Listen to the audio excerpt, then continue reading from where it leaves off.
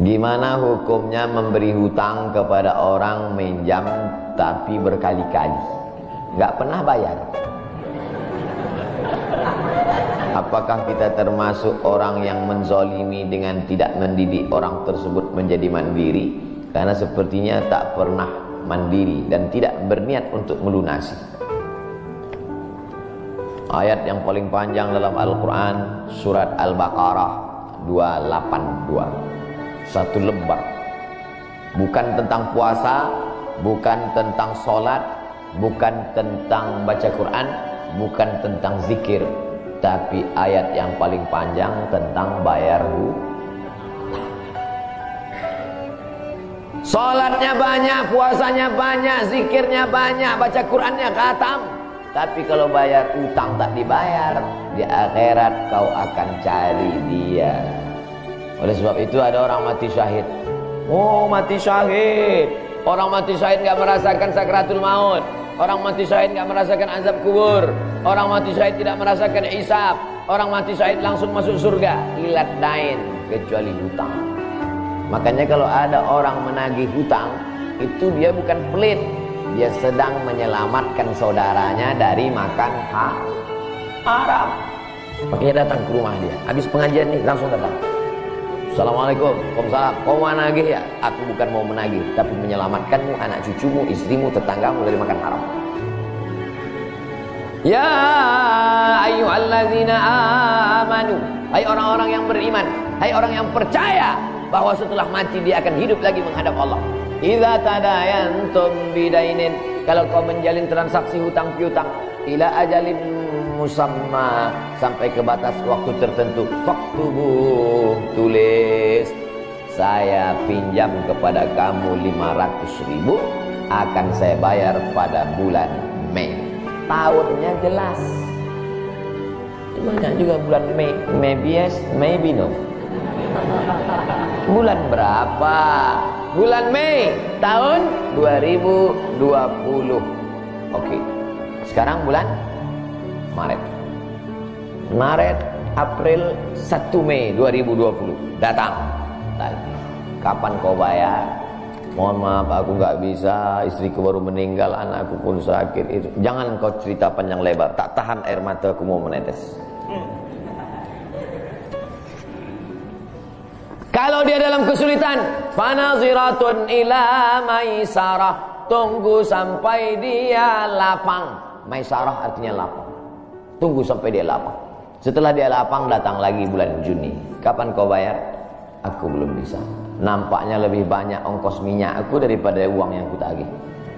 Yang paling bagus, wa antasaddaqu khairul lakum, kau sedekahkan itu lebih baik. Karena aku pun makin datang makin kumat darah tinggiku, kolesterolku pun makin naik. Jadi untuk yang 500.000 itu ku sedekahkan aja, ambil. Tapi yang menghafal ayat ini yang ngasih pinjaman, bukan yang minjam. Sekarang banyak salah hafal, yang minjam pula yang hafal. Begitu kita tagih, kapan kau bayar? Wa antasaddaqu khairul lakum, kau sedekahkan itu lebih baik. Itu ayat aku. Ayat kau 8282. Banyak sekarang orang salah hafal ayat. Jadi dalam Islam hutang piutang adalah ajaran tolong menolong tertulis dalam Quran. Namanya fikih muamalah. Ada fikih ibadah, sholat, zakat, puasa. Ada fikih jihad, jihad fisabilillah. Ada namanya fikih muamalat. Hutang piutang, gadai menggadai, pinjam meminjam, murabahah, mudharabah, bagi hasil. Maka hutang piutang ini cara tolong menolong. Jangan sampai dihilangkan. Tapi kalau tidak mendidik, maka Islam bukan agama yang memanjakan orang. Ada anak yang kurang ajar kepada orang tuanya. Bagaimana caranya berbakti kepada orang tua yang telah wafat? Apakah anak ini masih dapat ampunan Allah Subhanahu wa taala? Datanglah seorang bapak mengadu kepada Umar bin Khattab. Assalamualaikum Khalifah Amirul Mukminin Umar bin Khattab. Waalaikumsalam. Ini anak saya kurang ajar, tolong dihajar dulu. Kata Umar bin Khattab. Umar bin Khattab orangnya bijaksana. dia tidak mau main pukul. Dia tanya dulu, kenapa kau kurang ajar pada bapakmu? Hai Umar bin Khattab, kata anaknya, ya, apakah seorang anak itu punya hak terhadap bapaknya? Ya. Apa hak anak? Mencarikan ibunya yang solihah, memberikan nama yang baik, memberikan makanan yang halal. Itu hak anak. Kata anaknya, ibuku tidak baik, makanku tidak halal, namaku pun tak baik. Apa kata Nabi kepada bapaknya? Apa kata Umar kepada bapaknya? Laqad aqaqtahu qabla an ya'aqqa alaik. Sebelum anakmu durhaka kepadamu, kau sudah durhaka duluan kepada anak. Jadi kalau begitu, ada anak durhaka, ada bapak durhaka. Ini jangan sampai anak bapak tahu. Nanti dia pulang, anak durhaka kok. Dia senyum, kau bapak durhaka. Ibunya tak baik, namanya tak baik, makannya tak baik. Kasih dia nama yang baik, kasih dia makan yang halal. Kadang-kadang kenapa otaknya tak lurus? Karena makannya tak halal. Dikasih dia makan riswah, makan sogok, makan haram. Kenapa kau kasih makan haram? Gimana lah Pak Ustadz, yang haramnya aja pun payah. Astagfirullah. Allah sediakan alam semesta begitu banyak yang halal. Kenapa kau kasih dia makan haram? Jangan pernah kasih anak makan haram. Pesan kakek saya, datuk saya, kalau bahasa kampungnya grandfather. Cucuku 40 orang, yang satu ini jangan sekolah umum. Maksudnya saya tak dikasih sekolah umum, maka saya tak pernah sekolah umum. Sekolah ibtidaiyah, sanawiyah, aliyah, al-azhar, Maroko, Sudan. Tak pernah sekolah umum. Cucuku yang ini jangan sekolah umum, jangan kasih makan haram, nanti otaknya gelap. Cucuku yang ini jangan kalian kasih makan haram, nanti otaknya gelap. Pesan itu disampaikan almarhumah mak saya ke saya. Kau pun nanti anak kau jangan kau kasih makan haram, nanti otaknya gelap. Kalau sudah otak gelap, tak bisa membedakan mana tiang, mana orang. Sifatnya gimana gitu. Nah, jangan sampai anak kita durhaka gara-gara kita bapak yang durhaka. Kalau anak sudah durhaka, meninggal orang tuanya, setelah itu dia bertobat, bagaimana cara minta ampunnya? Maka dia bersedekah. Mana dalilnya? Seorang sahabat datang menjumpai Nabi. Ummi matat. Ibu saya sudah meninggal. Apa atasaddaqu anha? Kalau saya bersedekah, apakah pahalanya sampai kepada almarhumah ibu saya? Kata Nabi, tasaddaq, bersedekahlah. Sedekahmu sampai. Maka wahai anak-anak durhaka yang sudah mati ibu dan bapakmu, maka datang kau habis pengajian ini langsung ke tempat anak yatim, panti jompo, sekolah-sekolah, pondok pesantren. Tanya Pak Kiai, Pak Kiai, apa yang kurang di pesantren ini? WC. Karena pesantren santrinya 1000, WC-nya 2. Bayangkan panjang antrian. Berapa yang keluar dalam celana? Saya bangunkan WC, pahalanya mengalir untuk almarhumah. Maka pagi, petang, siang, malam mengalir pahalanya. Sedekah. Ayu sedekatu afdal. Apa sedekah yang paling afdal? Sakiyul ma, memberi air minum. Sedekah yang paling afdal, kasih air minum. Saya ceramah di Banjarmasin, di depan rumah seorang pejabat. Itu ada kulkas, tapi nggak sampai beku, freezer. Setiap dipencet keluar air dingin.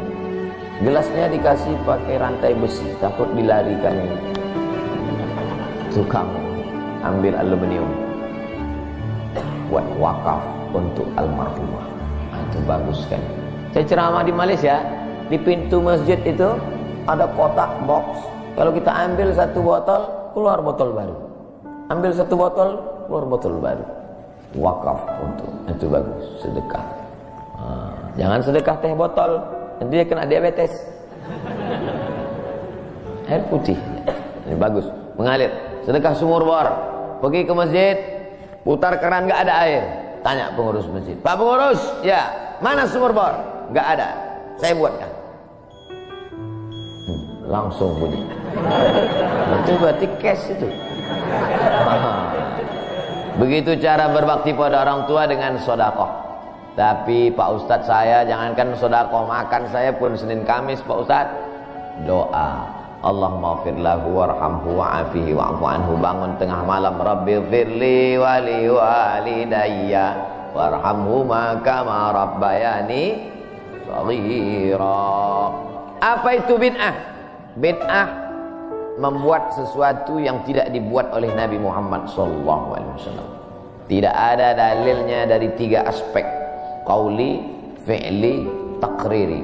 Perbuatan yang tidak ada dalilnya bid'ah. Jangan dikatakan perbuatan yang tidak dibuat Nabi bid'ah.